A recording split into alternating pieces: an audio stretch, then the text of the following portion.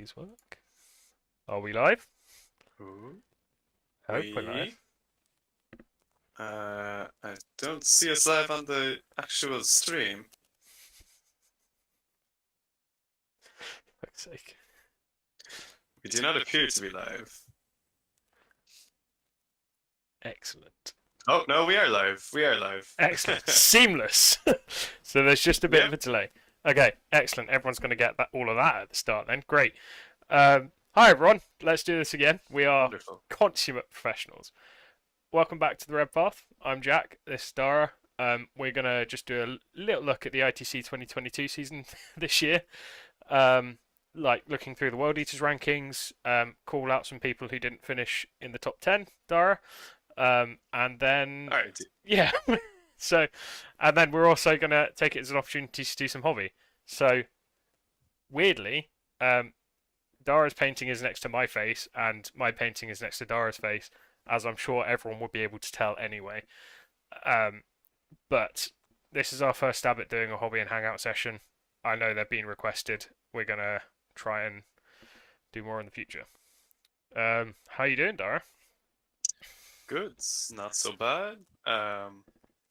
You know, just about recovered from Vegas at this point, but How many we're hours? having a good time. How many hours did you go without sleep in the end? Too many. Too many. Yeah, 36, I think. It was a rough trip home, but it was fine. You know, we got there. We got there. But yeah, I mean, it was a lot of fun.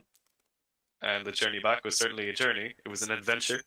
An odyssey, I believe Jamie was calling it by the end of it. Nice. And certainly felt that way, but we made it home. And only one of my suitcases was lost. Fun times.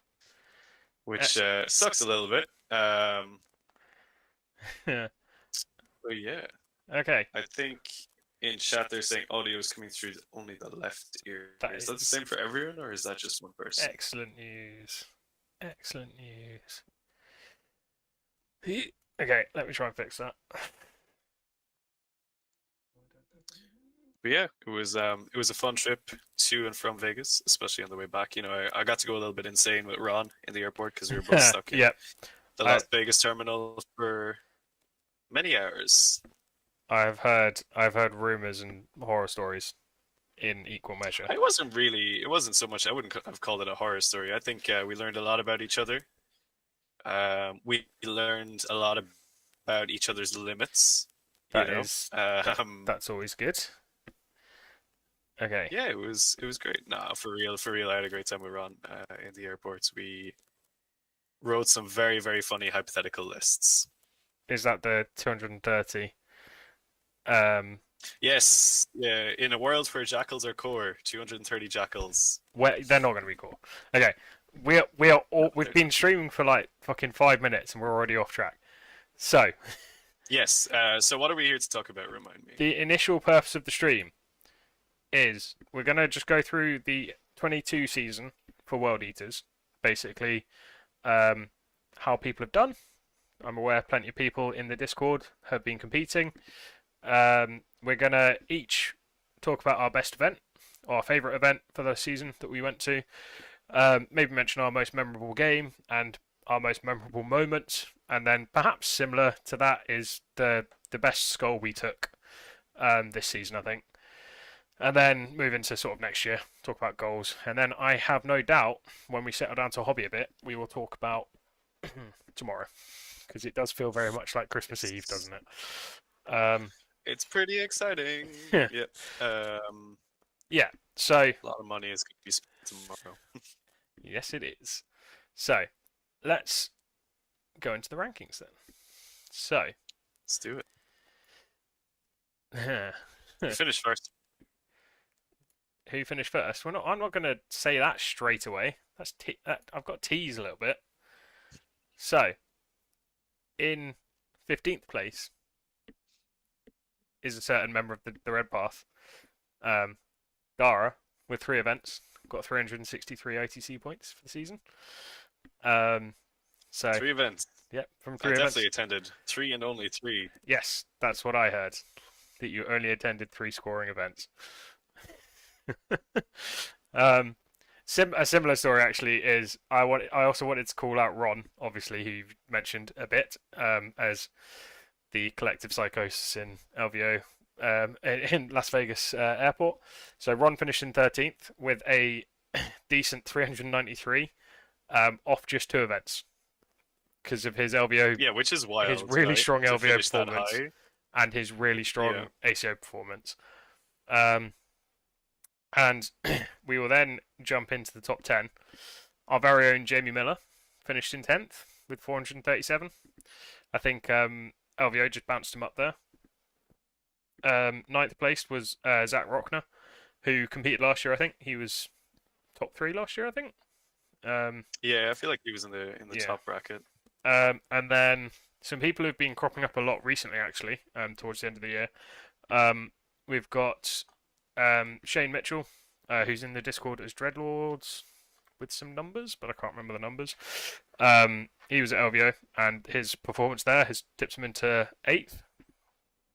We have Ryan Totten on 468 now, who finished 7th. I think he's Canadian. He was at an invitational event for where some of the stat check guys are based out of, I think. So I think he's that neck of the woods.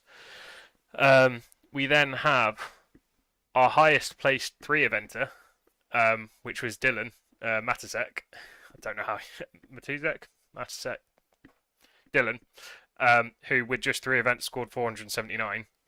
So Dara, you need to up the game a bit. Sorry, mate. Sheesh, man. That's pretty impressive. And then we're into the top 5, and the split is 3 US and 2 UK for top 5. So in 5th place is Ken Purvis, who is in the Discord, as he changes his name every now and again. It used to be Cerebral. It was something else now. I can't remember what it is. Who got 504 ITC points. In 4th place is Liam Werzik, who got 518. People who've been watching Whack Weekly will recognise that name because he has been smashing events a lot recently. Very nice. Yeah, and doing quite well at them as well, actually. He ran a Greater Brass Scorpion with Arcs of Omen last weekend, so. Potent. And finished 3 and 2 with it, so. Yeah. Impressive. In 3rd place was incumbent champion Mark Whitaker with 597 points. So again, with 4 events, last one at LVO, I think he's quite well known for his motor pool list, which the bones of which is a Land Raider, 2 Vindicators, or Lord of Skulls, 2 Warpsmiths, one of which has 3 CP spent on it to make it like 4 mortal wounds on 6s to wound with full rerolls to hit and wound. I'll have you know, I ran that Warpsmith over with a drill when we played. How much did he kill before you ran him over with the drill, or did he not kill anything? He got a couple of red butchers. Yeah, he was pretty decent. That was an amusing game that me and Mark played. I made an 11-inch charge at one of my drills into his Vindicator in turn 1, which was it's a 1. Lucky to say the least. Amazing. Yeah, it was a bit wild. Amazing. That was, if anyone heard, that was the blood for the blood god that was caught in Wargames Live. Because it was right behind the stream table. Yeah, so then top 2, it actually wasn't that close in the end because LVO is LVO. So I finished 2nd this year with 679 points. I think Leeds was probably my best event. I got 194 at Leeds, I think, which was the 4 and 1. Yeah, Leeds was definitely my best event as well. I definitely did not go. What did I went 2 and 3 at Leeds or some shit like that. Was it? Something bad, but yeah, I did pretty bad here. So that means our winner for the 2022 ITC season is Ben Sanson. Congratulations to Ben. Hey, congratulations, Ben. He also cracked 700 points. So also had a very good showing at the LVO. Very respectable. The LVO that did it, I think. Yep. Yeah, a decent 4 and 2 to round out the season for Ben, which did just tip him over. Yeah, congratulations to Ben. I think his trademark list is probably the 2 Terminator bombs, right? Which I know he's running at LVO as well. So Yeah, One it was one blob certainly of the butchers, way to stand out. yeah, and then another blob with Black Rune, right? I think were Hmm. his sort of trademarks. Um, so yeah, that's the rankings for this year. Another year of me not finishing top despite trying again. So Well, that's good. if you just don't care, like me, it still hurts when the rankings come out and you're not first. Yeah, it's great. It's great. So But you can tell other people that it doesn't hurt, yes, but you'll know even though inside, it does. you'll know in Yeah, your it, heart it deeply, that deeply it hurts. Yeah, deeply cuts you. yeah, and you have no one to talk to because everyone's like, well, they're fine. Yeah, They don't mind about their ranking. because But they finished second. It must be good.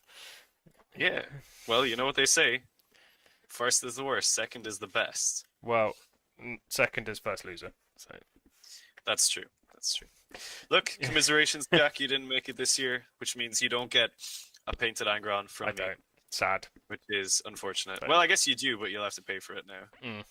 so Which is unfortunate that's because down the line, I think. my work ain't cheap. Yeah, it was an interesting season, right? Yeah, it was. Like a pretty. There was a lot of different transitional points during the season of Yeah, there was some big meta changes. So like we obviously had Yeah. armor contempt in April, which is not that long ago. It's not that long ago, but it feels so long ago. Yeah, it feels like we've had armor contempt for Everyone in ages. chat. Well, I say everyone in chat. Warboss of Khorne is saying I'm the winner in everyone's hearts, and you know what? I think that's correct because, like, I'm a man of the people. I play the games that no one else will. For example, at LVO, I took a massive hit for the team and just took all the nid lists so that no one else had to play against them. Well, except And everyone else played nids as well. no, they didn't. They didn't, bro. Uh, Mark played nids. Sergeant Joel played nids. Mark played a couple of nids, I think.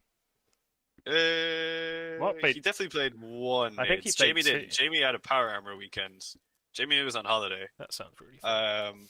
Jamie had the weirdest path. It was so strange. Jamie Jamie smash Votan? He did, yeah. Votan. It was like, what was it? Votan, two Blood Angels, Ultramarines. What else did he play? The Space Wolves.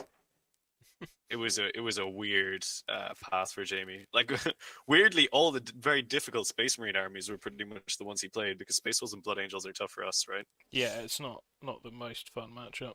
Just because obviously Blood Angels are just faster than us, so they can dictate the engagements a lot, and then Space Wolves have like 5 fight lasts, which is Yeah. not the dream for us. But yeah, going back to it though, like painting. super interesting season in terms of things changing. Like Yeah. AOC coming out, we had Critics Lehman Russ is saying we forgot to mention him. Lehman Russ came 11th. 11th, I think. I want to say I 11th. didn't Very respectable. intentionally leave 4 you out. places ahead of me. I was gonna do top 10, and then sorry. Do the top 10, but specifically call me out for not finishing in the top 10. Right? Basically, yes. That was Yep, what I yep, wanted. yep. That makes sense. You're on the. I mean, I'm really excited to see. Sorry. You're on the channel. I wanted to get you involved. You're in the call, mate. Oh, thanks, man. I get the participation medal. Yay. Fantastic. Yeah, lots of interesting things happened during the year in terms of AOC came out, which was a big boon, caused us to reevaluate our lists. Then we had That was- Codex. Yeah, I mean, we just went for everything with the 2-up save, right? With armor contempt. Like, Yeah, how pretty much? much. How many 2-up saves that aren't Leviathans? Can we fit on us? Well, I mean, like this time last year, no one was really thinking about Red Butchers, right? No. Now it's like, how can you not think about Red Butchers? Well, until tomorrow. Well, next week, I guess. So, yeah, until next week. Because they're not there anymore. Yep. Goodbye, Crutch. What the fuck are you talking about? Crutch. Oh man, they were a crutch. They were totally a crutch. They're a fluffy unit, though. Doesn't make them not a crutch. Yeah, But yeah, a lot of interesting things happened, and a lot of people were messing around with interesting and cool lists throughout the season. yeah, it is I quite. think I definitely began to care about it a lot more towards the end of the season when there was like a lot more people actually playing the faction and stuff. I was kind of like, now I care about those numbers a bit more. But then kind of towards the very end of the season, I pretty much stopped caring about it altogether because I just kind of came to the conclusion that I don't particularly like how the ITC ranking works. Oh, that's a nice segue actually, because we were going to talk about that, weren't we? We A were, little yeah, a little bit. yeah, just a little bit, yeah. So So you want to lead it, or I will I dive into that? I think I don't know. You lead. You lead. I need to. So, like, okay, here's the thing, right? Um, when it comes to the ITC and how you score your points, etc., etc., there there's like some interesting imbalances, I would say, in how the points are given up. So, for example, we'll say I went to the LVO this past weekend, as did a bunch of other people, and we got a ton of points for going to the LVO, right?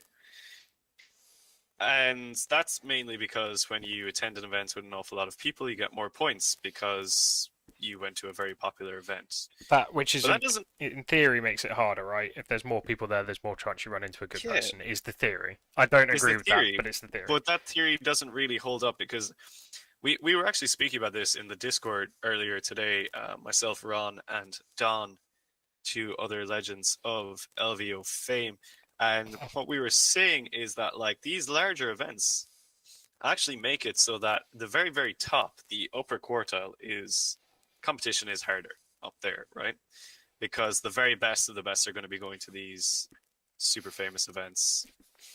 But the average skill level, your 2 and 3, your 3 and 2 players, they're that skill level is going to be lower because these really big events are going to attract people that aren't necessarily, incredible at the game, or like, are a lower skill level than maybe the average skill level of, we'll say, a smaller tournament, which isn't always the case either, right? Because it's going to depend on if these smaller tournaments are kind of selective for your local meta, if your local meta happens to be very, very good or very not good. But I think in general, the average player skill, the larger the tournament gets, the average player skill goes down, right? Yeah, yeah.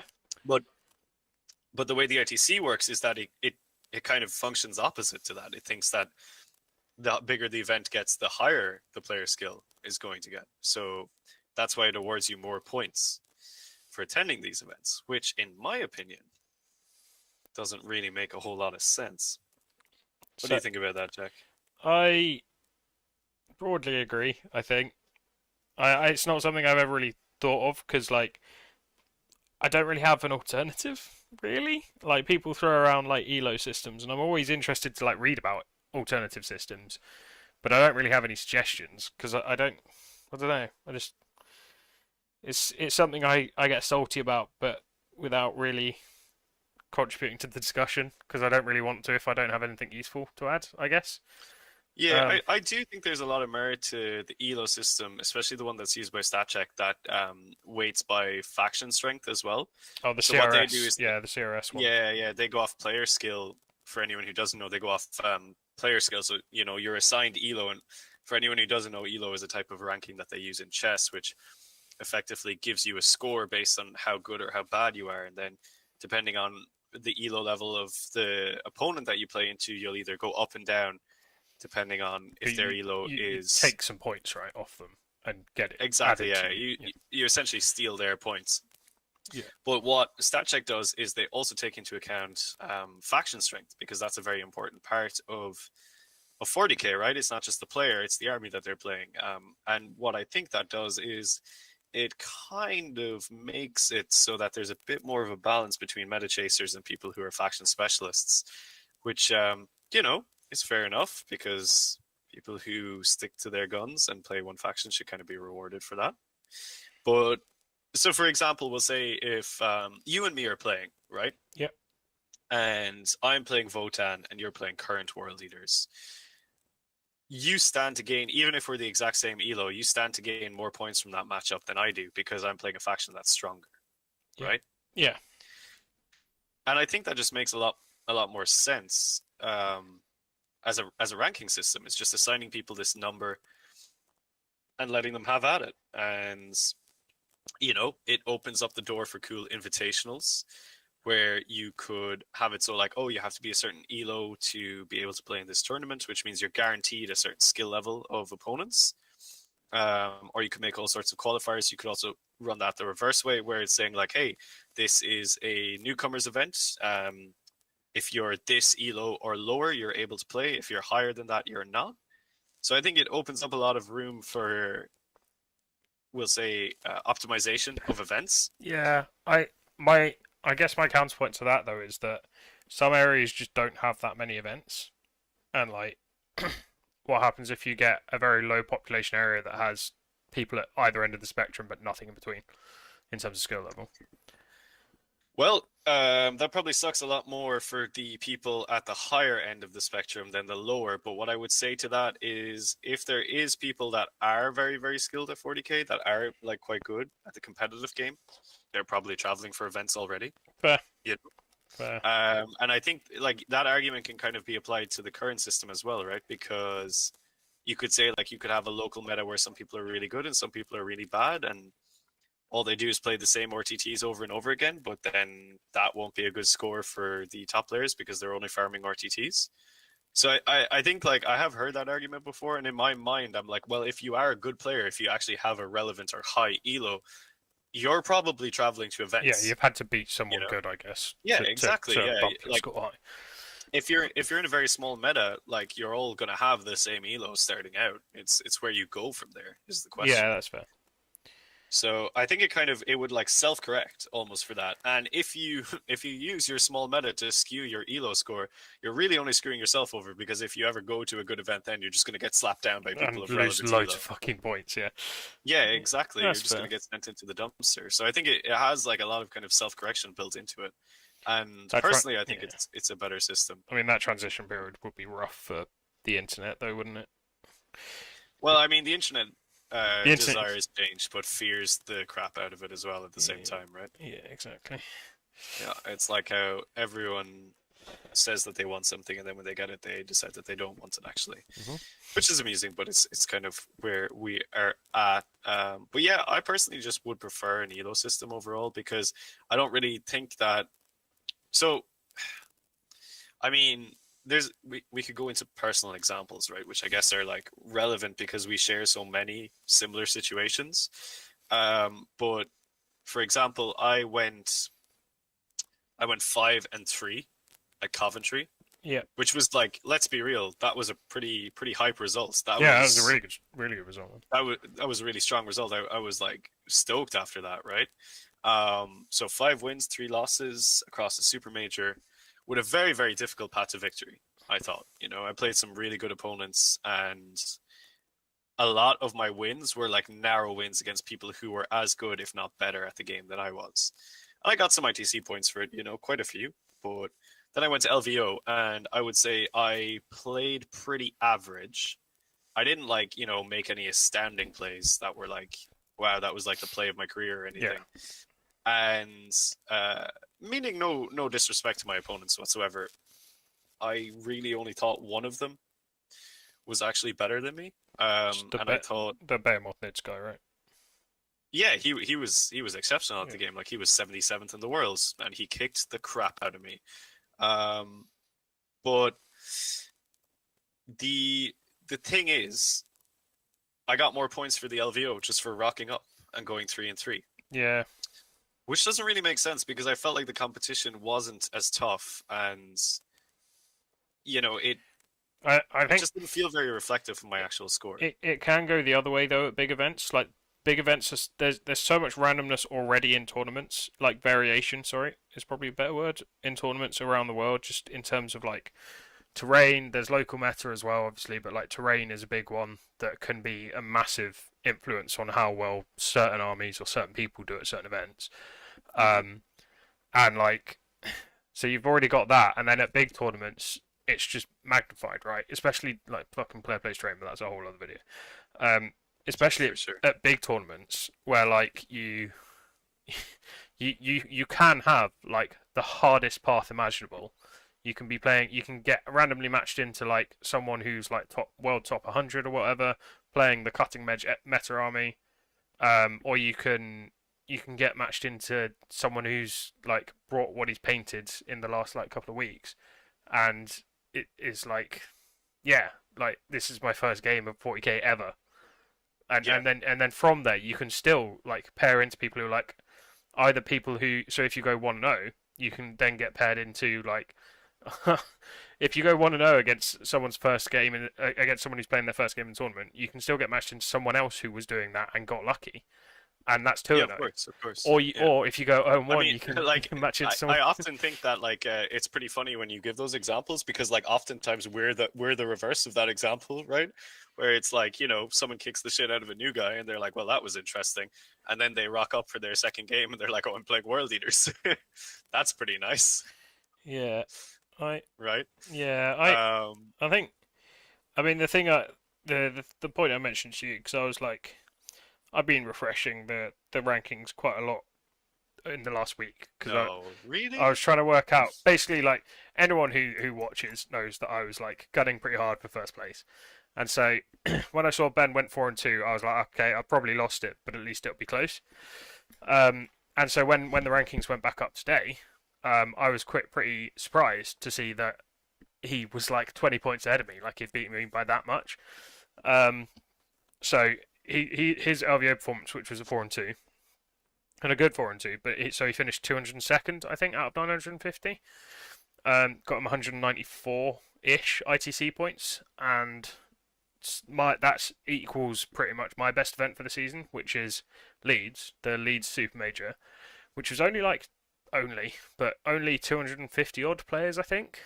Um, and I finished 24th there, with a 4-1, which for me was like I had to play really well to do that. Yeah, and your path to victory was like difficult too, right? It Yeah, wasn't like a walk in the park. You played some really good people. yeah. So I equating This, in my those is mind, weird for is me. why I think the elo system would just work better. You Mm, know? yeah, I just yeah, I understand. I know that the system that we have is not um perfect, or not Not even good. optimized. Yeah, like, and that Yeah, is, by like the way, to take nothing away from Ben, because like he has fucking smashed events this season left and right. Because it was like yeah. I mean, like ACO was the first. best. The best is still the best at the end of the day, Yeah, right? Like, yeah, but I suppose my point is that just because there's a system there right now doesn't necessarily mean that that's the system that we have to stick with no, forever and ever. no, for sure. We can want something better. We can want a more interesting and fair way of going to these competitive events. And I think as the scene is growing at the rate that it is, we do have to start asking those questions and wonder, is there a better way of ranking people? Yeah, And I think like a lot of people toss around the suggestion of this weighted elo, yeah. and it's kind of making me wonder to the point, well, if everyone else is saying it, maybe But that's what we should be doing. part of it is like it's chicken and egg though as well, right? Like you need to um, sorry, you need to like, because the reason ITC is so like, I don't know what I'm looking for to say. Like the reason it's so like popular is it. Well, I don't know which way around it goes. Like it's well regarded because it's popular and everyone sets store by it.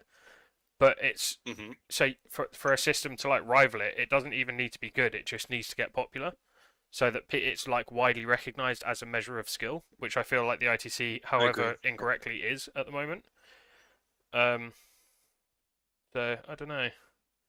As I say, I don't really know what I like the ELO idea, but I think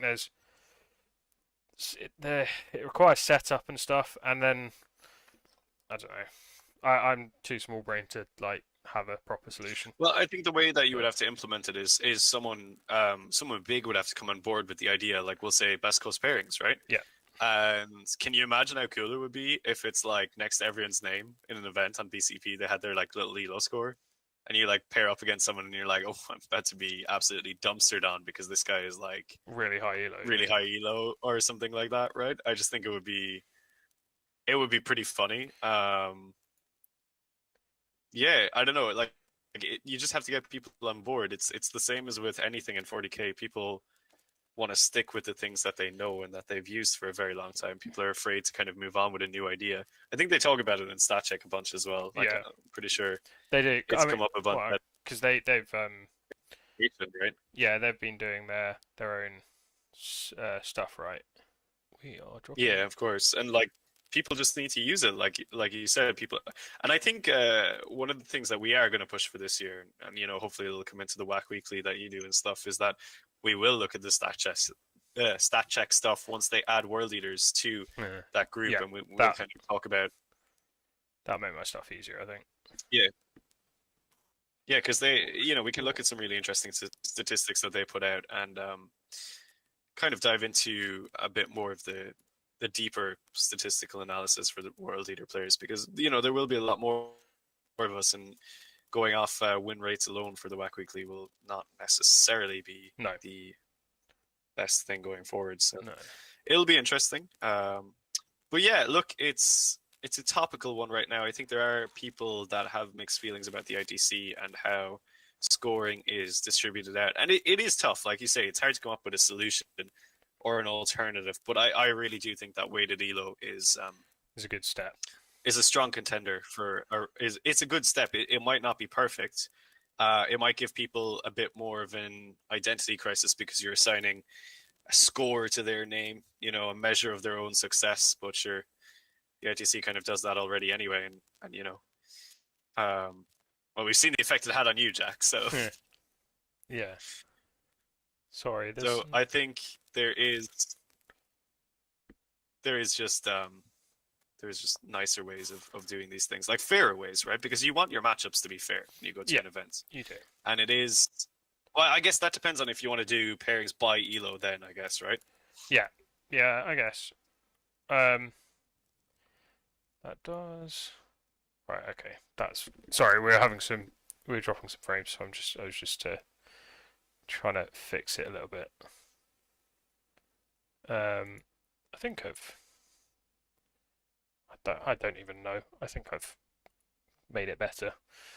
Either way, so we talked about the rankings, the final placings. We talked a little bit about ITC points and our thoughts and feelings on them. What was your best event this year? Most enjoyable event, let's say. My best event? My most enjoyable events? I really enjoyed Coventry this year. If we're talking about like just like we'll say the games that were played, because we're talking about games here, right? We're not necessarily like the. I mean, I'd assume if we were going with like overall experience, you'd pick LVO, right?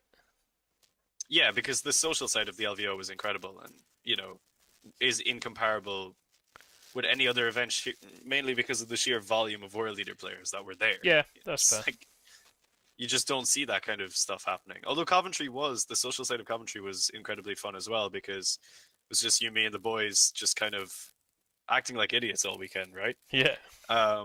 But Coventry, I just felt was a really enjoyable event for a lot of different reasons. Like my matchups were all quite challenging and presented interesting problems to me during the games. Yeah. I felt like I played my best at Coventry as well. Like I definitely played good Warhammer at that event, and good I feel like my score, good hams. I feel like my score reflected my performance. Nice. I feel like I earned that score. That is good to come away from an event with that, isn't it? Like... Yeah, especially after my final game against Tau, when I won that game, like that was like the clincher, right? I was like, damn, I freaking earned this 5-3, right? Yeah.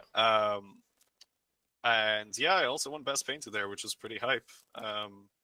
So I think Coventry would take it for me as the best and most fun event that I went to. Yeah. I think, see, for me, like, obviously Leeds was really good. Going 4-1 Super Major for the first time. Like, because I've done a couple of 4-1s now. But Leeds is definitely the biggest event I've done that at. So Leeds was crazy, dude. Like, every time you came up to me and you were like, I just won that game, I'm like, man, he can't be stopped. That was a Crown and 2 Vindicators, that list, wasn't it? Yeah, it was. Yeah, Back in the day. But I honestly think my favourite event wasn't an ITC one. It was the little 1,000 point one that I went to.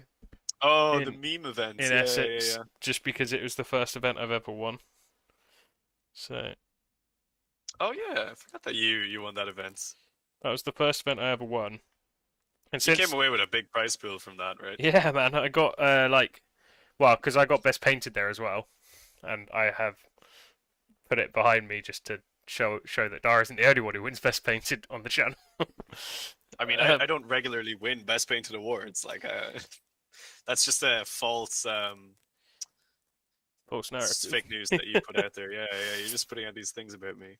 Yeah, well, so I won best painted, and then I won the event, which meant that I came away with like 70 quid store credit and also like 5 old first edition 40k books. Like, take it. So Yeah, it was awesome. that turned into my Kratos, which is still unbuilt, but you know, is a Kratos. So It exists. it does It exist. exists. In fact, it is to my right under my table, I think. But um, yeah, so that was fun. That was a really fun event. I And did do you enjoy think it. that was like your favorite event because it was like low pressure, or just because of the outcome of the event? It was good vibes. Like it was really, it was just. I think for me, it was the whole situation around it. Was like you lot were fucking memeing the shit out of me for going seal clubbing. And then it turned out the event was in a primary school as well. And you guys were just like ripping the shit out of me. And it was Yeah, but 1,000. you loved it, you know. I It did, kept you yeah. going. Like it was 1,000 points as well. So it was just good fun. I'd say yeah. I think probably yes. It was that there was like, or it felt that there was like no pressure. Because obviously all my Yeah, I other think events, I'm always angling for ITC points. So. I think when you go into an event with no what's the word? Like you're not kind of setting yourself up for a specific Goal. result that you need to Yeah. get or something, right? That like whatever results you end up getting just feels good. Yeah. You Yeah. know? And it was fun. However, games. obviously if you do go into an event and you get the result that you want or you do better, it's pretty hype as well, right? So Yeah, for sure. it's easy to say both of those things, but yeah, I mean, I think going into events and trying not to put too much pressure on yourself is an important aspect of enjoying a tournament. Yeah, for sure. I think because definitely this season more than last, I've struggled a little. I guess like I think like being more visible. I would say this year, just because obviously I've been on the channel a bit more and then joined the channel. Like being a bit more visible has. I know that people don't put pressure on me, but it's put. Yeah, but you put the pressure on yourself, yeah, right? it's That's made just me a put natural pressure on thing that myself, happens. which was not necessarily the best.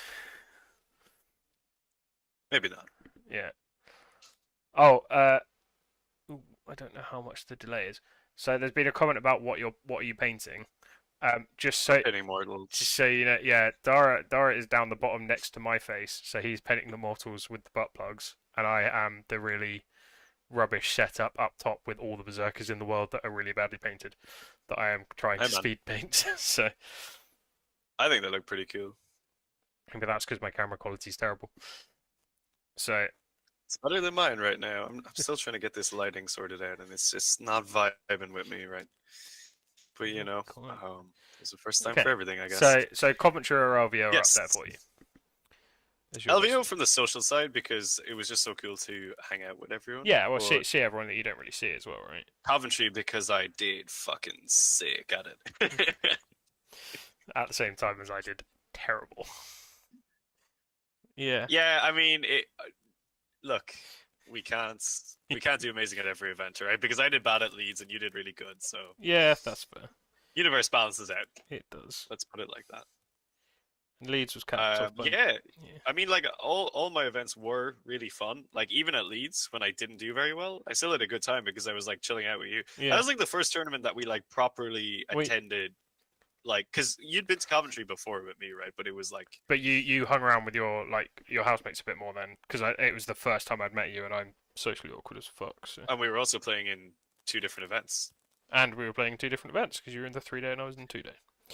which was a big deal, a big part of it. Yeah. Yeah, like Leeds. Yeah, I mean, because we obviously like met in Nottingham, played that game in Warhammer World as well, that I won. Just in case anyone hasn't heard Oh about yeah, that yet. I remember. So does everyone else. Just checking that everyone has heard about it, but okay.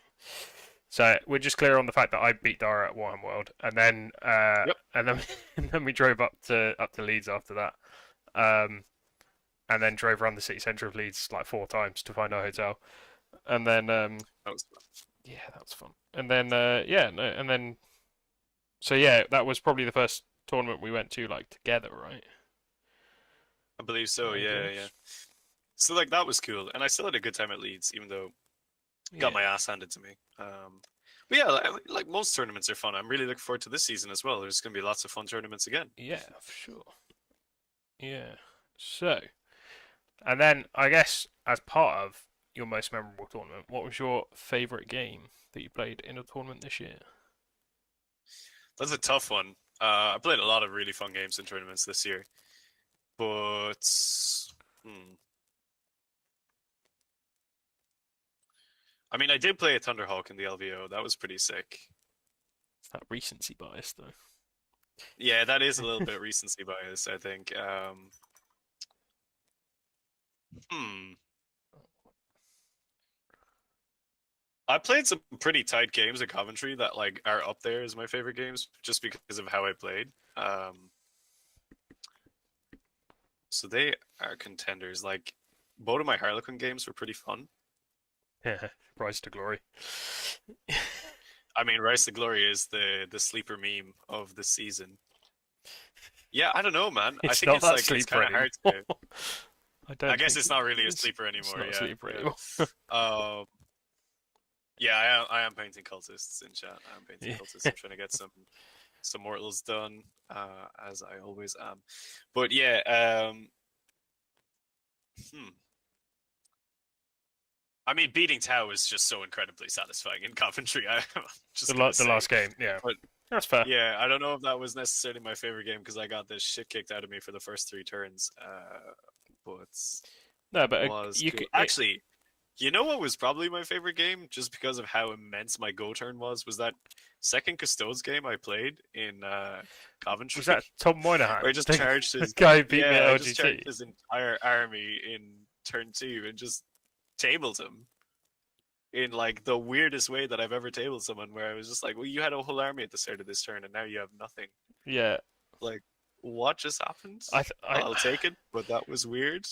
see. You've reminded me about because I don't really know what I was going to say for my favorite game. Like, I was going to say maybe one of the Kent ones where I took that really meme list that was just really funny, like the Lord of Skulls The double Land land Raiders, raiders. Lord of Skulls, yeah. That was very funny. But the fourth game at LGT that I rarely talk about was a similar thing. Like it was a Grey Knights player, and he like we were like trading bits and pieces for the first couple of turns, and then he had to re-roll all of his psychic tests because he just couldn't roll sevens, um, and had no CP at the start of my turn 3, and I was like, okay, all your army is in charge range. You can't interrupt. You have no fight first. I have exploding sixes now, and I have 7 CP because I haven't really made combat yet. um, Terrifying. and Yeah. I remember messaging the Discord actually. Like I got 40 points in that turn.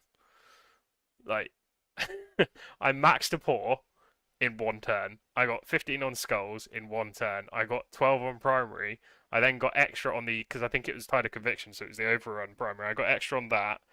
I also got long war for flipping an objective. Like with my secondary combination, it was the max score I possibly could have got in one turn. I got, and it was Yeah, just I mean like that's wild. I literally Like I have such a vivid memory of the start of my charge phase saying, or no, at the start of his fight of my fight phase saying, "This is going to be painful. I'm sorry," like because I was just like I'd made all of my charges. They weren't like long charges, but I'd made all of them, and then yeah, I just like checked at the start. Like, it's brutal. Like yeah, when you actually get that turn where you can just body an opponent because you just have so many charges that you can pull off. yeah. And like it's like when you look up and you see that it's like, oh, they don't have the 2 CP. Oh, this is about to be really really bad for them. Um, But you always, yeah, was you the always same. check at the very start of the turn, right? Of course, You yeah, know, of course. yeah, So yeah, I think that I guess that's up there just because you get to see. It's probably the most like accurate representation of lower to tabletop, like when you just destroy someone with your Warriors a army in one tide of go. fucking Yeah, yeah. like when berserkers. the armored tie just hits you, and it's just like, well, I mean, I guess it's like not the most fun thing for your opponent necessarily, but hey, like my whole army's been lifted by Tau in single turn before, so Yeah, I'll take the W's I can get. and at least for But us, yeah, it took some skill to get them in position, right? right, yeah, exactly. But yeah, I mean, I had lots of fun games over the Yeah, season. for I sure. actually had pretty much almost no bad games, which was really nice, you know. I think the level of sportsmanship and player behavior is really increasing, which is nice to see. Cool. We've got Garrett in the chat as well. That is Jamie's nemesis, right? Or the Yes, one who yeah, refers to as his met him nemesis. at the LVO, which was amusing. Cool. Um, yeah, okay. So that's most memorable games then. So both ones where we have essentially tabled someone in a turn. Yeah, where we made sure that our opponent had zero fun because that's what the channel Well, is all about. I would say as well. Another contender for me was my second. I've only scored like 100 points in a game twice now. Um, and the second time was against a OBSEC Necrons player on my first experience of GW terrain. Um, and he sent stuff forwards onto it was abandoned sanctuaries, I think, and he sent stuff forwards onto the middle objective, in his turn one, and I was like, okay, are you sure you want to do that? And then I was just like, you know what, fuck it, my prayer went off. I'm just gonna send my butchers and Abaddon straight up the middle, and like you can shift them, fine, but then you spend all turn shifting them. And like Right, yeah. I sent 8 butchers into a fully buffed blob of 20 Necron warriors with the 5-up invul and the re-rolling fucking reanimations and shit like that, and killed like 5 because I just whiffed. um, Love to see it. and then, but then he just could he killed like 2 in his next turn, and having sent like fucking 5 Scorpex, 5 Ophidians or whatever into them, as well as the warriors, and also like something else. The Silent King was getting near, and my counter charge with Abaddon, Abaddon, like he was like, I'm going to swing with the Scorpex first into the butchers, and they still had the buff on, and he didn't kill any. And then I was like, okay, well Abaddon has fight first, so he's going next, and killed all of the Ophidians and all of the Scorpex on his own. And I was like, okay, that was unlikely. and, then, and then proceeded Man, to sometimes the bad just fucking powers up though, you know? And nearly it's like, fucking nearly fucking table him in turn like 2. Um, and it was something that I was like, because I was messaging you guys, I was really fucking worried because I was like, if he plays it like this and just chucks Tomb Blades and Scarabs up and then keeps the destroyers as like a counter charge threat, he is going to get to 100 in turn 3, and I'm not going to be able to stop him. And then I think I made like, the Red Butchers in turn 1 was like a 10-inch charge, and I made it, and it was like, cool. If they don't make it, then they're still in the middle and have to be dealt with. And if they do make it, then they're on his home objective almost, and he has to deal with them even more. So Garrett's just said, "Are we really nemesis if I always win?" Which is savage. Jamie's not even for Jamie to answer tomorrow. Jamie's not even here.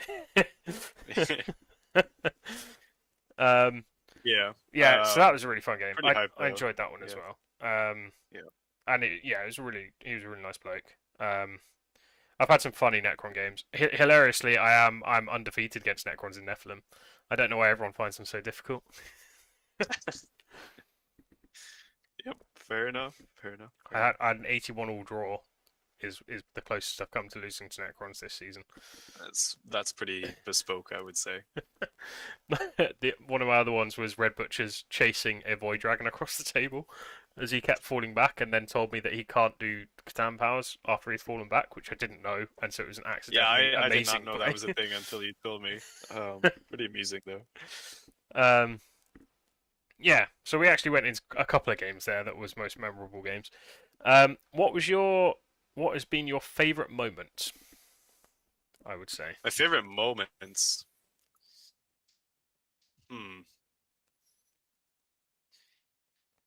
I mean, there was a lot of fantastic moments, but I did also just do 33 damage to a termite drill against a Night Abominant in the LVO, which, like, you know, in terms of singular moments of 40k, because everyone always talks up that Abominant, including you. You must have matched fucking all damage on that. Oh, did you get exploding sixes? I got I got I was just what doing was the it? maths on 5 hits that. out of 4 dice. Nice. Yeah, no. Yeah, yeah, Yeah, I yeah. forgot about exploding sixes. Yeah, and I got four wounds went through because it was 24 plus 4d3 damage. Fucking Yeah, hell. it was wild. And like I said it to him and he was like, "What?" I was like, I "Yeah, man. I This is about to be I savage." always say when I run the drill, it's always like, just be aware. Surprisingly good in combat. Like it hits on Oh fours, yeah, and I against always say vehicles, it, but it like will. Yeah, yeah, saying everyone's it and always like like, believing you it, know, right? like yeah. Cool. Yeah, your Yeah, vehicle's it's good like in combat. the Great. start of Like every game you tell someone, "Hey, these red butcher guys, they're pretty hard to kill." And then they're like, "Yeah, they're I can also kill them." It's and like, they're pretty killy. Yeah. Um. but yeah, that was like probably one of my favorite moments just because it was so funny. You know, just being like, "Wow, That I actually did happened. literally just do that." Yeah. Yeah, it was amazing. What I about mean, you, Jack? Do you have a favorite I moment? did something like that. Was it? No, it wasn't Leeds because I lost the game. It was. I think it was this season. I deep struck a drill, made the 9-inch charge into a knight, the combat one, knight despoiler, Rampager. desecrator, rampager. Made the charge into that, a 9-inch charge, and one shot it, which Yeah. is fucking funny against big knights. Um, so I don't know. I mean, no, this is going to be my answer to the next question actually, so I'm going to save that. I think Spencer has asked in chat as well. He says, "Crazy question. Do you need to hit all the big events to rank highly in the ITC? Because he's possibly trying to plan for a competitive world leader run in 2024. To rank highly, no, you don't need to hit all the big events. so. Hitting all the big events will increase your chances, and it will take some of the randomness out, which is basically my strategy for ranking highly: is fling enough shit and see what sticks. Because, like, as we talked about earlier, like big events have way more randomness in them. They're where you get the points because of the way the scoring system works at the moment. But there's way more randomness in like pairings. Like you might get fucked by pairings really easily. So not necessarily, I guess is the answer. Like you can still do not that many events and just do really well at all of them. Obviously the bigger Yeah, like if you're a the bigger the decent player better. and you attend 4 GTs of like average size, like 30 to 50 people, and you do well, you get your 3 and 2s or your 4 and 1s at those events, you're going to place pretty well, especially in the World Eaters I group, think right? I would.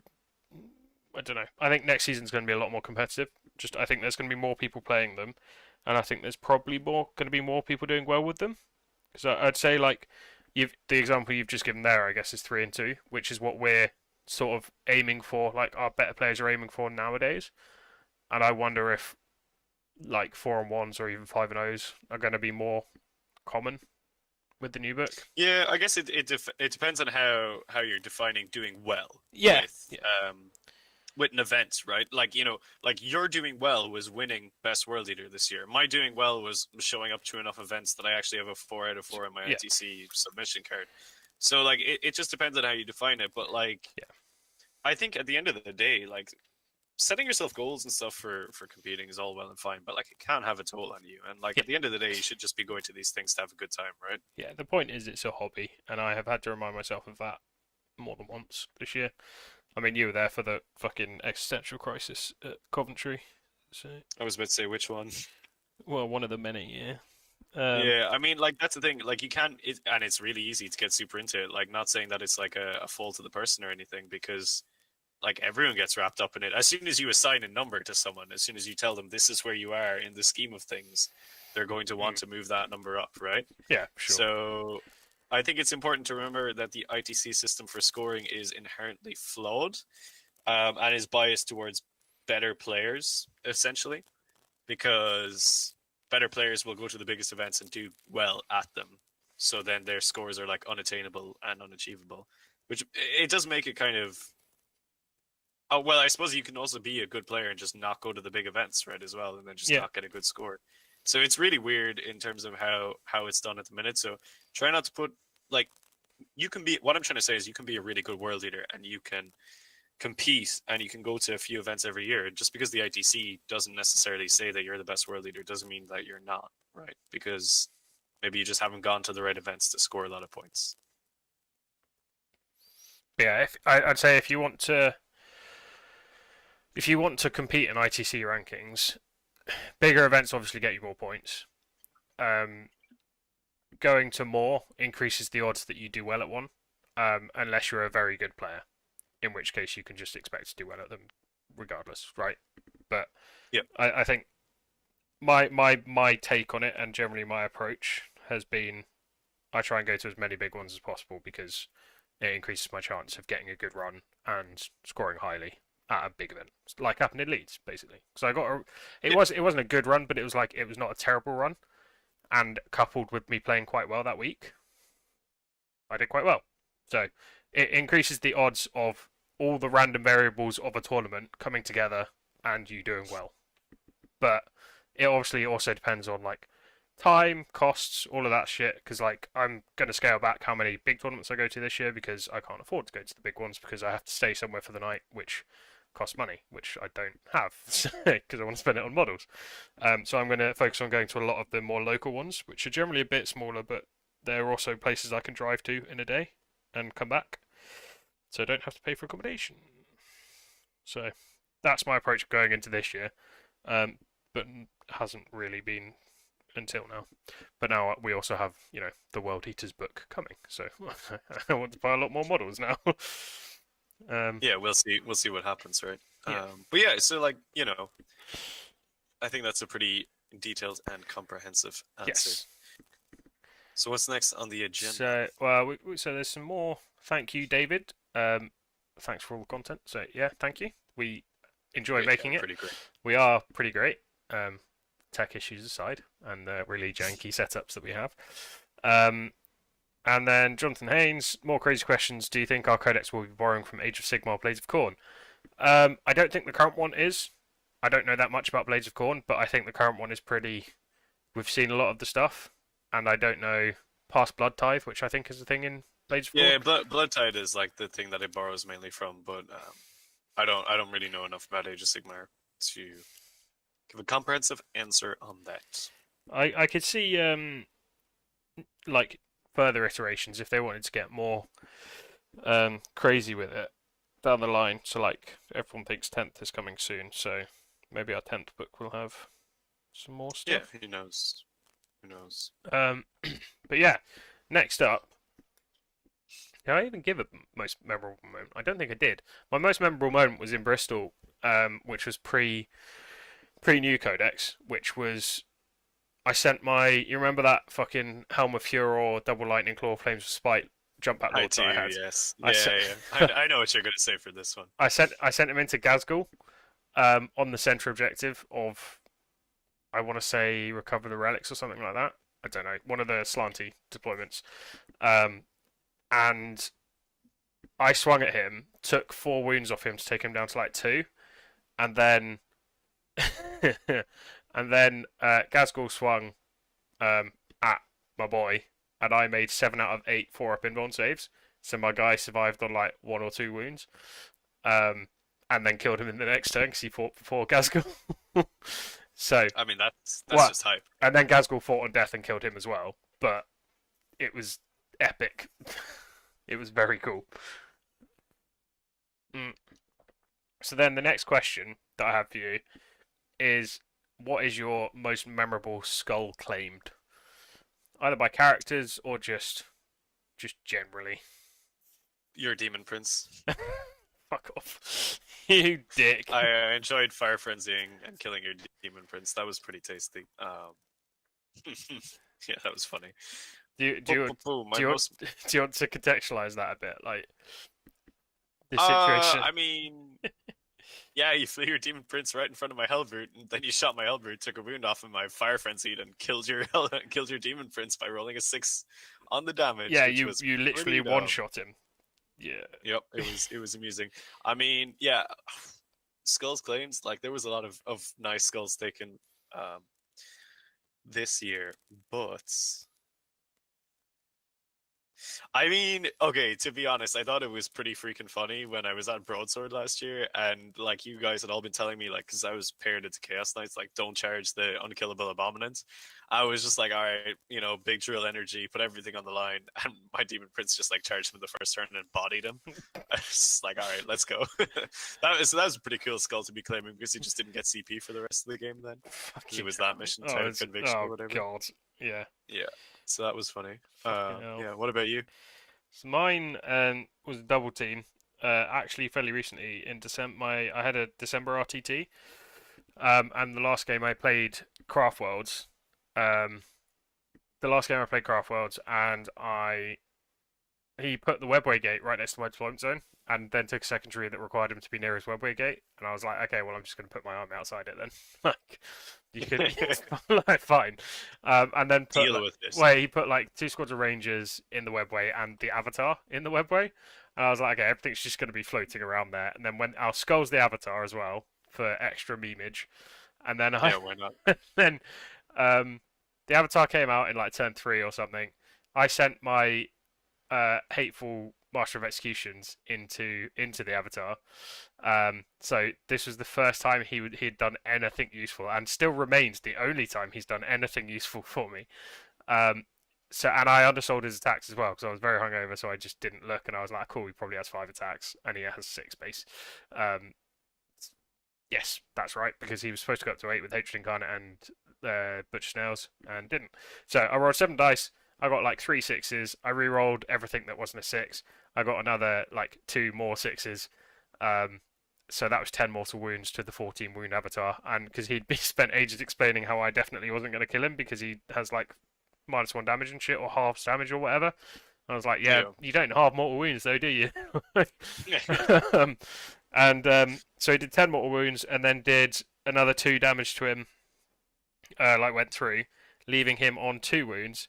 And then the next turn, my Demon Prince just sauntered over and lopped his fucking head off for a 15 on skulls. So that was probably my proudest like setup, I think. Because at one point, I mean, the Avatar is a pretty cool skull to claim, though, right? Yeah. At one point, I was fucking terrified that I'd overdone it with the Master of Executions. Because I think I actually went into it like, oh, I'll just take 10 on skulls. Like, it's fine. I'll take 10. I'm going to nil you on this secondary, so I'll just take 10 on skulls, and it's fine. That's enough. And then I was like, oh, opportunity. Yeah. So, yeah, sure. I'd say that's probably... And that's fairly recent as well. So that was good fun. What's the certificate behind me? Oh, this is my Best Painted award that I got. So, I have as many Best Painted awards as Dara this year. So That's a lie. this year? Yep, I'm just looking at all the ones on the top of my desk from this year.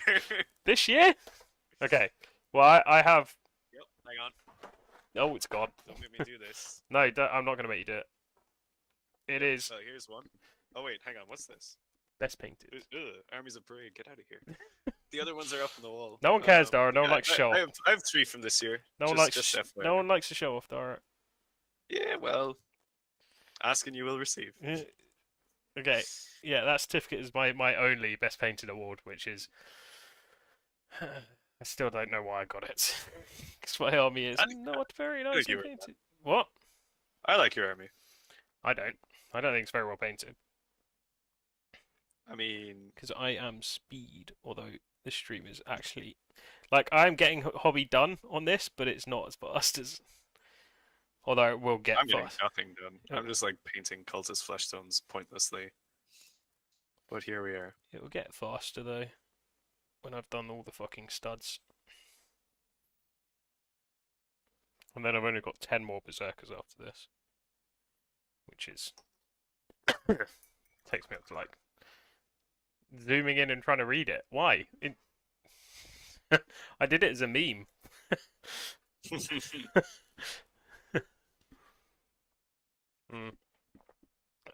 Okay, so we've done like most memorable moments from this year. We've done a bit of reflection. What about next year? Reflection is very important. Reflection right? is very important. What about next year?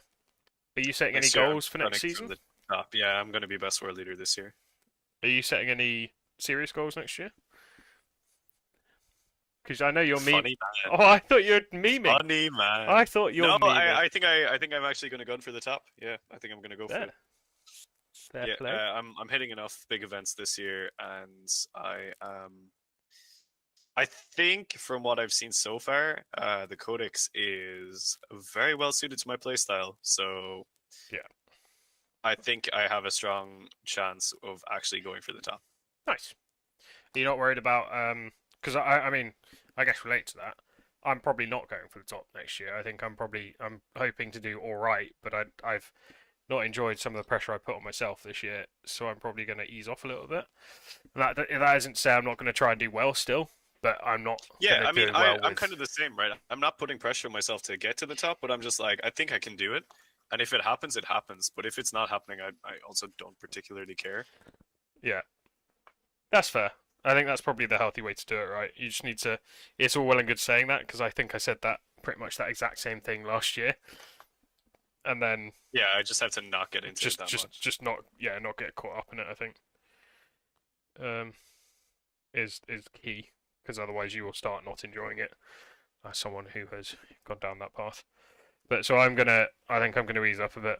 I'm gonna enjoy the codex for a bit, and then we shall see. If I get to like fucking December or whatever and have done really well, then maybe I will. But for now, I'm not going into the year with any expectations because are you not worried that like depending on how strong the codex is or what ends up happening with 10th, if 10th comes out and we have a head start because our codex is like designed with 10th in mind or whatever, Hmm. that there's going to be a period where some big names jump on World Eaters for like a couple of months, maybe. Yeah, there will be a period, but like it'll drop off But because people will meta chase to something else. but if people do really well at 4 events, going back to Oh, the I don't think the ITC period stuff, of time will honestly go on for that long. sure. Yeah, like Mm, I honestly think that like will be good for a while, but like it's too easy of a book to figure out, and I don't think meta chasers will actually stick with it for long enough to actually be a considerable threat because it's too hard countered by top tier armies, especially at the minute, and I imagine going down the line as well. fair.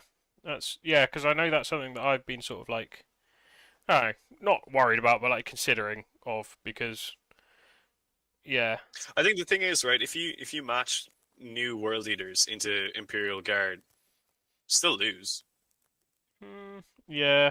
I mean, I haven't played New Guard yet, so I can't really. I only have the I, internet to go on, which is not exactly the most reliable source. Is it?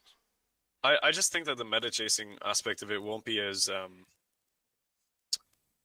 like brutal as other armies, just because combat armies are harder to play. It's not a plug and play army, so I don't think it's going to be too bad. But maybe I'll eat my words, and if I do, again, I don't particularly care about not necessarily being the best world leader. Like it's just a number at the end of the day.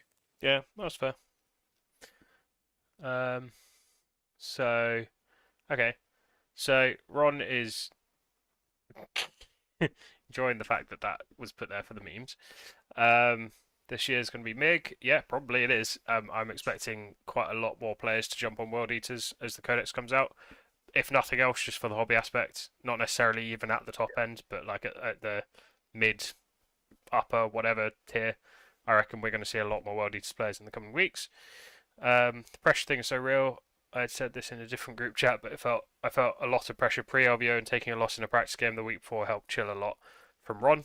That is a very good point. I think um, yeah, like I mean, you were there at Coventry where I didn't do very well on day one, and then I was like, I'm just gonna vibe for the rest of the weekend and like enjoy the games as much as I can. And then start of day two, didn't roll a single 4-up save for 3 turns. Um, Which makes it a bit more difficult to enjoy those games then. yeah, yeah. So Ron has then said basically hope you lose and then feel more excited afterwards, which is fair. Like that is fair enough because it takes a lot of pressure off. Like because I lost fairly early. I say fairly early, fairly early. I lost second game at Nottingham, I think, a couple of weeks ago. I was like, I'm just here for fun now because it's like I'm probably not getting 4-1, although I nearly did.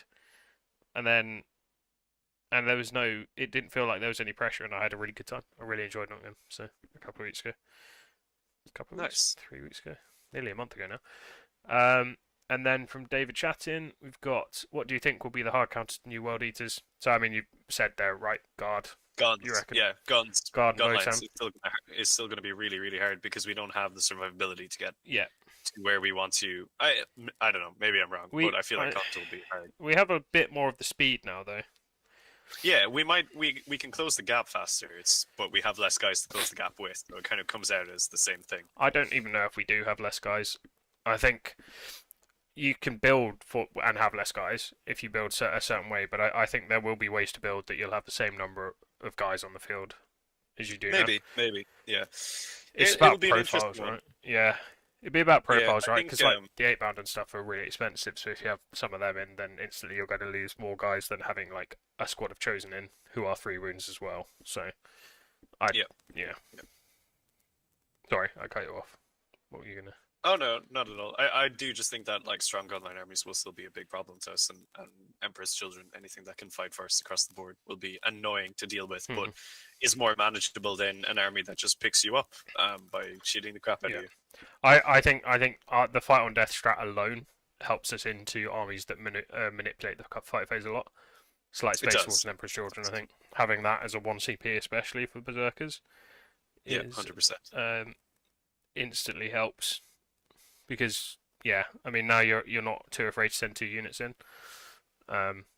So some people will still interrupt on you, even if you say like I've got a fight on death, because at the end of the day it'll clear you off the objective regardless.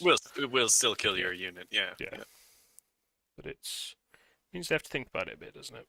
Which is nice. Exactly, yeah. It's an actual trade now rather than rather than we just lose. Yeah. So it will be interesting. I mean, we don't have the book. We won't know really everything until tomorrow, so it's kind of hard to say what will hard counter us and not. We won't even necessarily know everything tomorrow.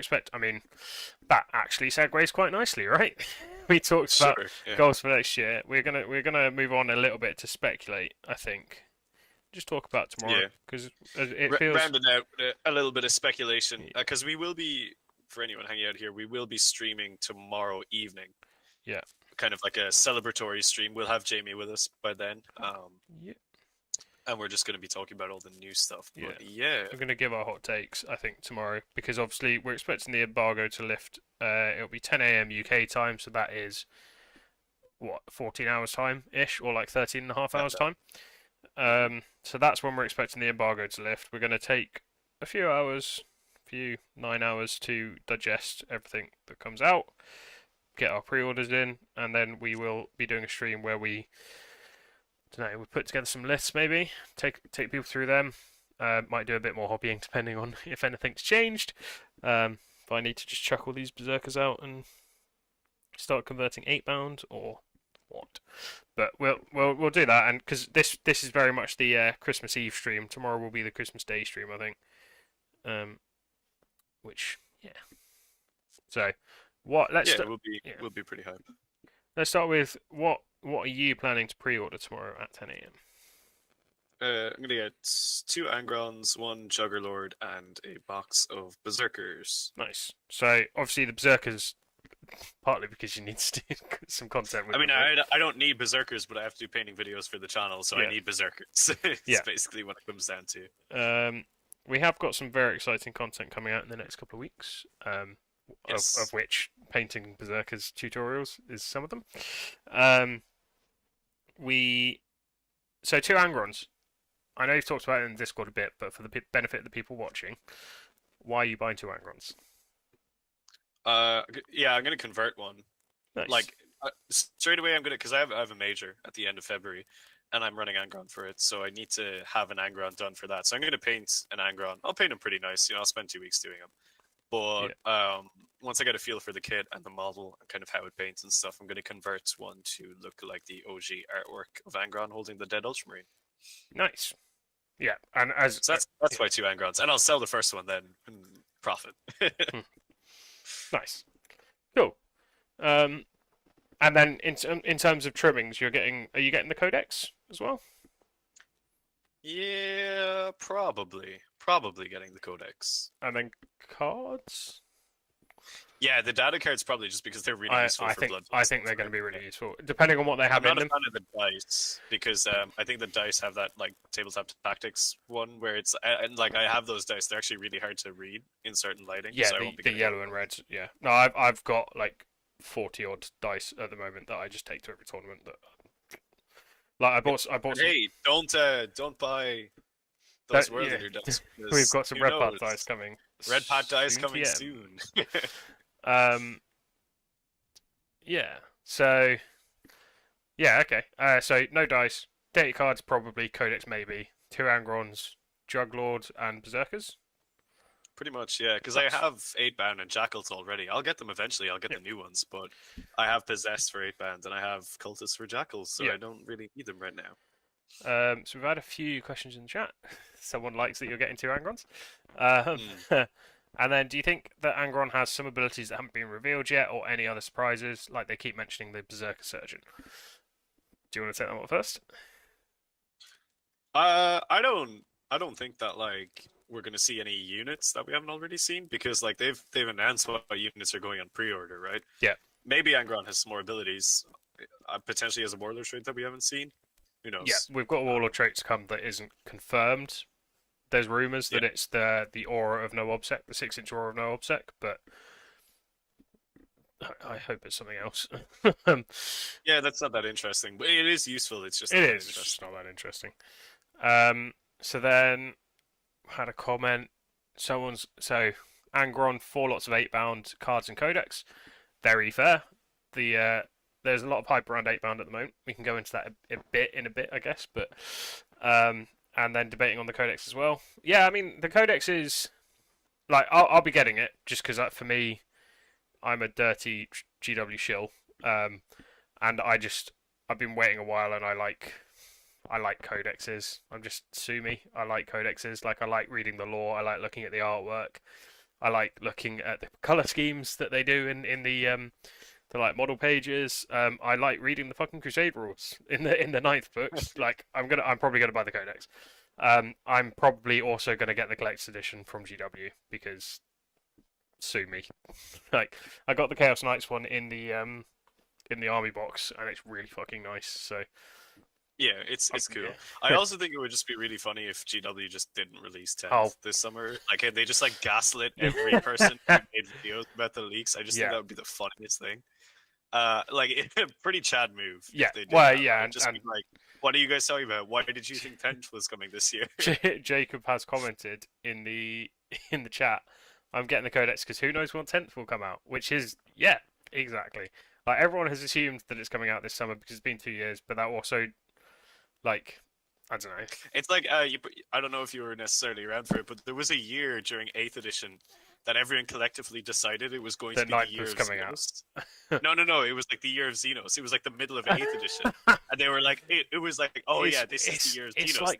They released the. It's not like the year of Chaos because GW hinted that it was going to be the year of Chaos. There was no prompt. Everyone had just decided like. But it was like warped base shenanigans or something like that, wasn't it? Was the wording, and everyone was like, "Year of Chaos, Year of Chaos." But like even then, right? Even then, there was nothing to have prompted this Year of Xenos thing. It just happened, right? And then at the end of it, it was just like, why did you think there was going to be? It's like Red Butchers is a cool kill team, mate. No, that is actually happening. But yeah, I mean, look, who knows? There's a lot of cool I don't know. stuff. We'll see. You don't have to buy it all at once. No, you don't have to save up your money. money. So, someone Brutal Masker agrees with me that good reasons to buy Codex. So, sound like a very smart, intelligent person. So, good. And then that's what draws me to the Codex, but already going to be dropping a lot of coin on Angron and 2 boxes of 8-bound. Yeah, that's really fair. Like obviously. Please don't buy beyond means. Like, food is more important. Electricity bills more important than models. I am fortunate that I can buy stuff that I want to buy. So I'm probably getting. So as I mentioned, the Collector's Edition Codex. I will definitely be getting data cards just because having played one test game, there was quite a lot, or it felt like there was a lot to keep track of. Obviously, everything was new, but like. Cards are always useful as well. The amount of times that I have forgotten Illusory Supplication if I don't have the card next to the unit is disgusting, frankly. So I'm going to be getting cards just to keep track of the buffs. I probably going to get Angron because I think I probably am going to want to run him. And he'll probably be because I've got a tournament on the 18th of Feb, so I have the week of work off from the 13th to the 17th, so the week after release weekend, to get Angron painted, and then I'm probably also going to get 2 boxes of 8-bound, so I can make one of each, so one regular and one exalted, just because I really like the models. I have 25 odd possessed. Ooh, I think we lost your mic there, Jack. 25 odd possessed models that I can use as 8-bound or exalted 8-bound. So I don't need, but I think I'm probably. I've also got anyone who has been looking in the corner. I have a converted-ish Jugglord that I will be using as avocado. I might get a second one because I might want to run 2 Jugglords. So that's what my list is at the moment, I think.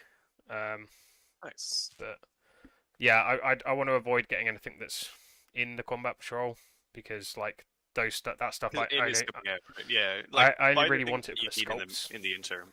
Yeah, like I think the only trouble, and I think it's brought up by someone in the Discord today, was the Dishonored model in the Jackals. Is like I need to find something that I can use for a Dishonored model.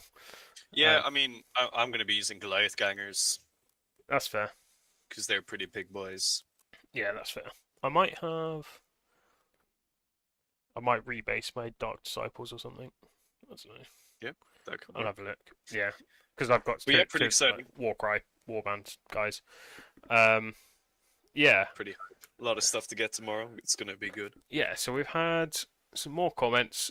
Converting my Leviathan Dreadnought to look very Khorne. What is a good loadout for Levy Dreads for World Eaters? I will let you field this one as the proponent of Leviathan Dreadnoughts. Gravflux and Siege Drill is always good. The Storm Cannon isn't bad now that Armor of Contempt is gone, but the Gravflux and Drill is just its peak efficiency, I think. Yeah, because it's cheap, isn't it? You don't have to pay for either of those, right? Yep, Yeah. exactly. So there's your answer, Falcon. Spencer is redoing his entire army. Only needs 10 boxes of Berserkers and 9 boxes of 8-bound. That sounds incredibly ambitious. I would rather you than me. Yeah, good luck with that one. Because the sculpts are nice, but if you have, as you say, 200 infantry models,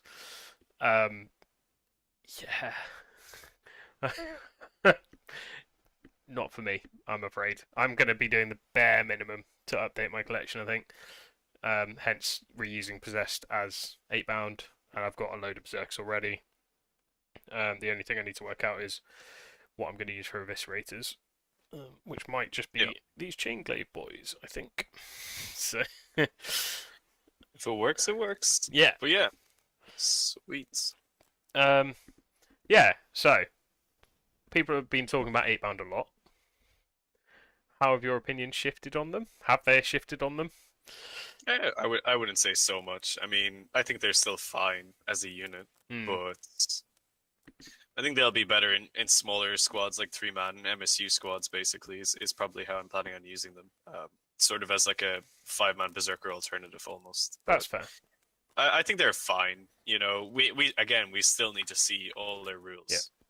We need to see. That's kind of what it feels to me. Yeah, we'll know way more tomorrow. We'll be able to really break down. Yeah, I mean the idea of the 8-bound tomorrow. The things we've had so far is our context is still lacking precise points. Like rumors are that the points leaks that we had ages ago are accurate. Still don't know if that is actually true or not. And like, so much of a unit's efficiency obviously rests on how expensive it is in terms of points. So we're not gonna. I don't know. Yeah, we'll just have to wait and see. Yeah, we'll have a much better picture tomorrow, and we can really dive into we can really dive into the analysis of them then and see kind of how cracked they are or are not. Certainly, I'm curious to see how far you can push them. I'm curious to see Exalted 8 bound actually, because I at the moment have pretty much discounted Exalted 8 bound just because they're not core, Yeah. and core is looking to give our army a lot of power because if they're not core, you just can't really use strats on them. Anything. Yeah. Like you can't use I any strats don't on really see. I don't see any. Currently, I don't see any justification for it. Again, my minds could be massively changed. We'll have to wait and see. Yeah. Okay. Um, ooh, lots more messages in the chat. Jonathan Haynes paying for Angron Codex and Arcs of Omen Angron tomorrow.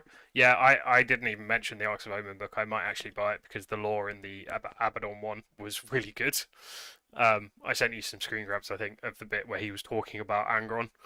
And it's so cool. Fucking love it. Yeah, it's pretty sick.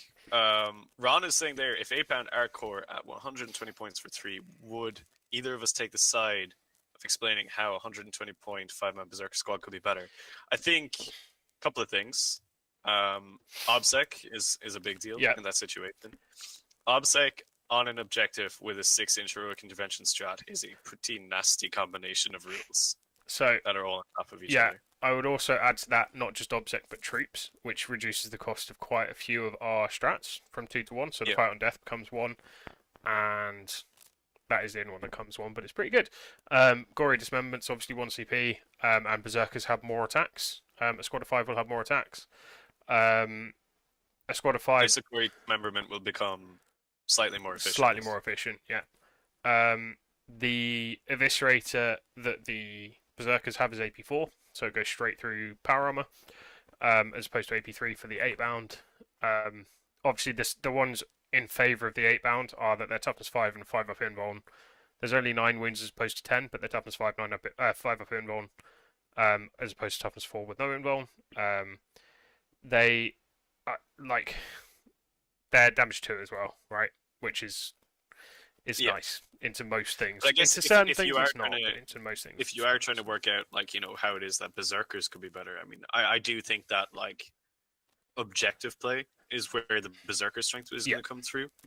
Mainly with the fact that, like, you can put them on objectives and be super, super annoying because, like, you have this situation where you can't contest that objective unless you are charging the Berserker squad. You need to be really sure that you can actually fight that Berserker squad and kill it.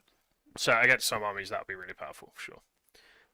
Because I mean, let's not forget though that the 8-bound have the 6-inch heroic strat as well because they're core, or we expect them to be core. So they can still do that. It's less powerful because they don't have Obsec. So obviously you could just walk some Obsec onto the objective and take it off them. But then like you still heroic into them, right? So yeah, true. So that's there's still some stuff to be cleared up, I think. Damage 2 is nice, and we don't really know what the twin lacerators and the heavy chain glaive do. I would expect the twin lacerators to be the sweep thing, like the ×2 attacks rather than +2 attacks from the double eviscerator. Has it been confirmed or not that the 200 chain axe can go on the champion? I would expect not. I think it's basically our equivalent of a special weapon from what I've seen. Although that's it not does confirmed. it does seem to be that, and like that is enough because we're expecting 5-6 attacks with the 200 chain axe, and that kills a squad of 5 marines. Like I mean, like impressive. it's gross. Like it hits on 3s, it wounds on 2s, and then it goes straight through the save and kills a marine. Like it's It's good. I'm also completely new to the game from past experience. What are the odds that we find out everything in the codex tomorrow, even though it's only going up for pre-order? We'll probably find out pretty much everything. We'll find out most things. I'd say you'll get an idea. Yeah, you'll get an idea of what everything does. There'll be some very specific wording things that people like me, Dara, and Jamie will care about a lot. Because it's where we and Ron, I would imagine as well. Because it's where we like work out the jank. I think. But we'll get most of it. We'll get an idea of the book. A much better idea, a much better confirmed idea of the book tomorrow, I'd say. Weren't twin lacerators stats in the article yesterday on Warhammer Community? I think that was the Eviscerator. Yeah, it was the Exalted 8-bound the chain fist thing as well. Okay. It's the other thing, yeah. So I don't think they were there. Okay. Yeah, so I would expect to get most things. And, I mean, on past performance from this year or so, we might get a PDF leak through back channels of the internet at some Who point. knows? Because we had one for Chaos, knows? didn't we? Though We that, did, though it yeah. was incomplete, because it was missing a couple of pages of relics and stuff. But so we might get literally everything, and only half of it will come from the embargo thing. Yeah, of course. Yes, the El Lazareto. Yeah. I can't wait. So I mean, everyone's pretty much saying the same thing. Look, there will be a lot of content coming up next week. We are Yes. hyped to do a lot of Codex reviews. Our one is going to be the best because we know the most about World Leaders, and yeah, World 2. I think it's going to be pretty exciting, right? We have ITC ranked World 2, 10, and 15th in the channel, I think, at the moment. Yep. So we know stuff about World Eaters. We know lots of stuff. Are you guys ready to listen to nothing but Codex reviews for the next week? I can't wait for the tide of bad takes that we're about to see on the internet. It's gonna be great. Really can't wait. 100%. Absolutely 100%. can't wait. So looking forward to the Spanish. Yes, you said that. So much content coming up. Yep, there we have been writing out content plans for a while. We have an aggressive content. We plan. have a very aggressive content plan that we're hoping to. Expect to get a lot of Red Path notifications. There'll be a lot of at everyone pings in the Discord, I think. Mm-hmm. I never fully take in all the info until the book's in front of me. Yeah, that's very fair. I think we're obviously like expecting to see quite a lot of stuff tomorrow, but we won't see everything and all the synergies. For sure. The fact that the World Eater Codex hasn't leaked yet is the most ironic thing. It's soon. I would expect. I would be shocked if we make it to the 11th without a Codex leak. Oh yeah, it's not gonna happen. Looking forward to running Angron with my Brass Scorpion and seeing what havoc they can cause. Yeah, that will cause some havoc. Considerable amounts. Yeah. Ron, there are going to be so many bad takes. So hyped. I'm not. There will be. There's already been some really bad takes, but I need to mentally prepare myself. I'm here for it. I'm ready for all that energy. I just need to like internalize the don't argue with idiots on the internet mantra. That is generally my rule with dealing with the internet, is don't argue with idiots on the internet because it's a waste of time. Hey man, numbers don't lie. You're number 2 in the world for World Leaders, so yeah. I wanted Exalted people can say that. to wreck. Well, no one else can say that because I am the only number 2. This is true. Just want Exalted 8-bound to wreck a squad of Custodes. Probably will do that, especially if you can take double chain fist on every model. Oh yeah, they're gonna mince Custodes for sure. Yeah.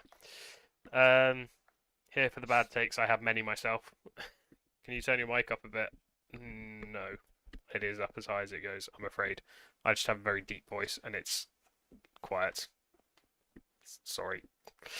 Yeah, the Armchair Generals will indeed be out in full force. It's going to be a time to be alive. For sure.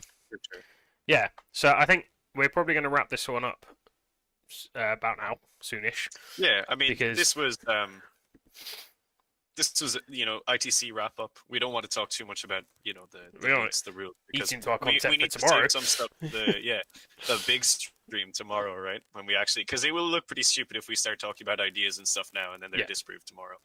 Yeah. But yeah, I think pretty fun wrap up to the ITC season. Very dramatic, going right up to the last tournament of it, and it was definitely a very enjoyable season for me. I think. Yeah, there's some stuff in. The rumor from a while ago said Exalted 8-bound could deep strike right. There was a rumor a while back. The rumor from a while ago also said they could pregame moves. Yeah, so I wouldn't trust anything that those rumors say. I want a Codex lore review. Well, maybe if you stick around, there might be one. Soon. Coming soon. One. No Invuln for the Lord of Skulls anymore with Strat Reserve and Blood Tithe buffs should be really fun though. I would be surprised if the Lord of Skulls doesn't have an Invuln. what is more likely to me is that Warcom just forgot that it had an invuln. Yeah. Because that would be weird. It's a demon engine, and all demon engines since the dawn of time have had a 5-up invuln, right? So I'd expect it to still have one. We're not live streaming hype at 10 a.m. I'm gonna be getting my pre-orders in at 10 a.m. Yeah, no, I'm gotta ordering buy from this stuff. 2 separate fucking websites. Yep. Oh, hey, what a fantastic time. Yes. 2 inserts, Segue. a plug. Segue, plug time. If you are watching and if you are buying World Leader stuff tomorrow, In the why not UK. buy it from In the UK. Element Games if you are in the UK, or if you want to pay shipping and feel really nice to us.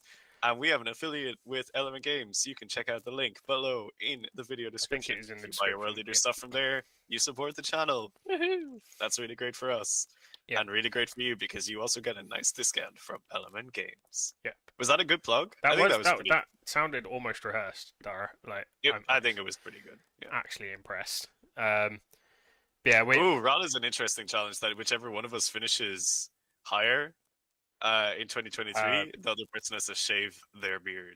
if I wet I would sign up to that. if I wet shave for a month, my wife will stab me in my sleep. So Well, I can't do that. Sorry. I guess that's a no. I mean, I'll shape it, and it won't be like this next year. But I can't wet shave. I'm afraid. Fair. I got literally shouted at last time I shaved. So Well, probably that not. concludes that, I guess. We can put another bet in, just not related. Yeah, to... we'll think of something. We'll think of something Yeah. for sure. But a whole new season ahead with a whole new book Yes. and potentially a whole new edition.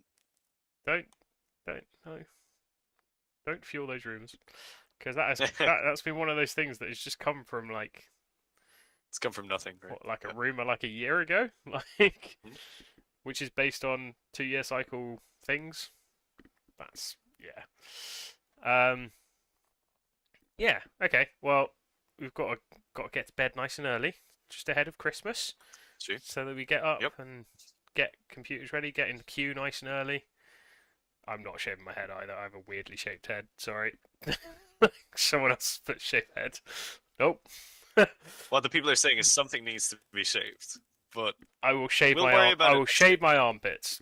There you go. you Have know that. what? That's fine with me. That will do. But yeah, so we will probably wrap it up about now. Yeah. I think my laptop is about to die as well. Excellent. We got 10% left. So But yeah, it was fun to hang out and Yes. talk to everyone we are about the ITC stuff. yeah. So we do have another stream tomorrow night where we will be going over World Eater's stuff that gets revealed during the course of the day. Yeah, tomorrow's stream is going to be hype as hell. We're There- going to really deep dive into There- all the new There'll stuff. be all 3 of us on it, hopefully. It'll be 7 o'clock UK time, so convert that into your local whatever. Yeah, come watch that. That'll be hype as fuck. We may do more hobbying, depending on if we can fit it all on the screen. With Jamie, and if we need to do hobbying. I'm making no promises because I'm probably just going to be pretty hyped tomorrow and just chilling with the vibe. Bouncing off the walls. Yeah, pretty much. Okay, so we have vamped for long enough. Do you want to take us out, Dara? Yeah, sure. Thanks everyone for hanging out. Thanks to everyone who participated in the ITC last year, who gunned for wherever they wanted to gun for in the World Leader rankings. And yeah, hopefully this coming season we'll see a lot of new players, and let's all remember to be very, very excellent to each other. It is a competition, but it is still a hobby at the end of the day. So everyone have fun with it in whatever way you can. So until tomorrow, folks, myself and Jack will catch you then. It's going to be wild, but until then, stay healthy, stay safe, and kill me and burn.